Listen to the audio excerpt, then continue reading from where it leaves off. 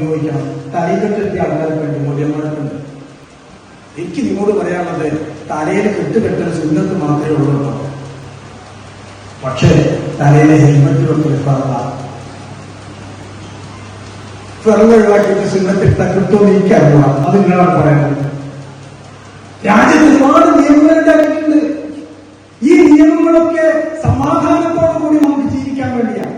Indian ഭരണഘടനയ്ക്ക് കീഴിലുള്ള എല്ലാ നിയമങ്ങളുടെയും അന്തസത്ത സമാധാനമാണ്. മതപരമായ നിയമമാണെങ്കിലും അതിന്റെ അന്തസത്തയും സമാധാനമാണ്. ഒന്ന്, മരിക്കുമ്പോഴും ജീവിക്കുമ്പോഴും സമാധാനം വേണമെന്ന് മാത്രമേ ഉള്ളൂ അതിനകത്ത് വ്യത്യാസം.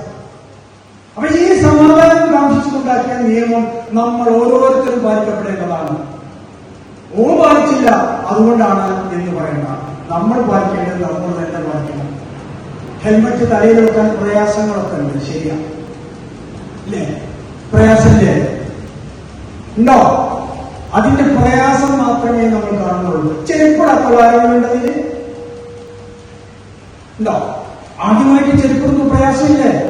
ഇന്ത്യൻ ഭരണഘടനയ്ക്ക് കീഴിലെ ഏതെങ്കിലും നിയമത്തിൽ നിർബന്ധമായിട്ടും ചെരുപ്പ് ധരിക്കണമെന്ന് പറഞ്ഞിട്ടുണ്ടോ? ഇല്ല. ഏതെങ്കിലും മതത്തിന്റെ നിയമത്തിൽ പറഞ്ഞിട്ടുണ്ടോ നിർബന്ധമായിട്ട് ചെരുപ്പ് ധരിക്കണമെന്ന്? ഇല്ല. പിന്നെ എന്തിനാണ് ചെരുപ്പ് ധരിച്ചത് അല്ലെങ്കിൽ ഷൂ ധരിച്ചത്? കാലിന്റെ സംരക്ഷണത്തിന് വേണ്ടി ഒരു നിയമവും ഇല്ലാതെ തന്നെ ഒരു ഫൈൻ ഇട്ടിട്ടുണ്ടോ ചെരുപ്പിടാത്തന്നെ? ഇല്ല. ഒരു നിയമവും ഇല്ലാതെ തന്നെ, ഒരു ഫൈനും ഇല്ലാതെ തന്നെ നിങ്ങൾ ഓരോരുത്തരും കാലിൽ പാദരക്ഷ ധരിക്കുന്നു കാലിന്റെ സംരക്ഷണത്തിന് വേണ്ടി. എന്നാൽ കാലൊന്ന് ഇളകണമെങ്കിൽ, കാലൊന്ന് അനക്കണമെങ്കിൽ, ഒരടി മുന്നോട്ട് വെക്കണമെങ്കിൽ തലയിൽ ഒരു മെസ്സേജ് കൊണ്ടുവരണം. ഈ തലയിൽ ഒരു മെസ്സേജ് വേണമെങ്കിൽ തലക്കകത്തുള്ള തലച്ചോറിന്റെ സംരക്ഷണം ഉറപ്പുവരുത്തണം. അത് ഉറപ്പുവരുത്താൻ വേണ്ടിയാണ് നിങ്ങളോട് ഹെൽമറ്റ് ധരിക്കണം എന്ന് പറയുമ്പോൾ വലിയ വിഷയം.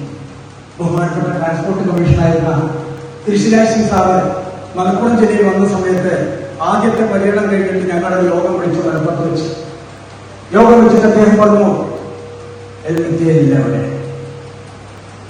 ഒരാളെയും ഹെൽമറ്റ് ധരിച്ചിട്ട് ഞങ്ങൾക്ക് കഴിഞ്ഞിട്ട് കാണാൻ പറ്റിയിട്ടില്ല. നിങ്ങൾക്ക് 3 മാസത്തേക്ക് സമയം തരാം. രാവിലെയും വൈകുന്നേരവും മാത്രമല്ല 24 മണിക്കൂർ റോഡിൽ പരിശോധന നടത്തി മോട്ടോർ വകുപ്പിൽ പോലീസ് ചുമതലപ്പെടുത്തി 3 മാസം ഞങ്ങൾ കഴിഞ്ഞ് പരിശ്രമിച്ചു. അന്ന് ലൈസൻസ് കൊടുത്തതിനാഴ്ച കൂടുതൽ ലൈസൻസ് സസ്പെൻഡ് ചെയ്തില്ല. അതിനുശേഷം അദ്ദേഹം മഞ്ചേരി വന്നു. മഞ്ചേരി വന്ന് പൊതുജനങ്ങളെ സാക്ഷി നിർത്തി അദ്ദേഹം പറഞ്ഞു, മലപ്പുറം ജില്ല ഒരുപാട് മാറിയിട്ടുണ്ട്. 3 മാസങ്ങൾക്ക് മുമ്പ് മലപ്പുറത്ത് ഞാൻ വരുന്നവരുടെ ഹെൽമറ്റ് കാണാനുണ്ടായിരുന്നില്ല. ഇപ്പോൾ 80% ആളുടെ കയ്യിൽ ഹെൽമറ്റ് ഉണ്ട്. 80% ആളുടെ കയ്യിൽ ഹെൽമറ്റ് വെച്ച് തലയെത്തിക്കേണ്ട വഴി.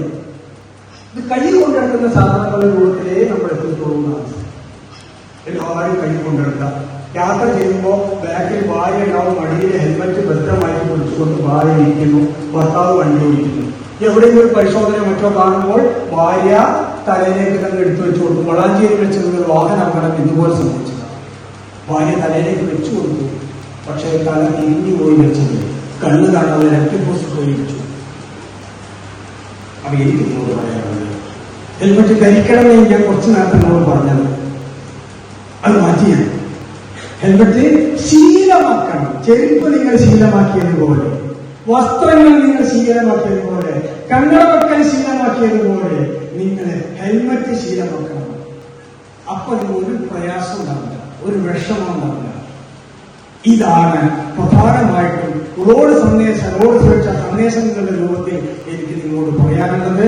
അതോടൊപ്പം തന്നെ വേഗത നിയന്ത്രിച്ച് വാഹനം ഓടിക്കണം.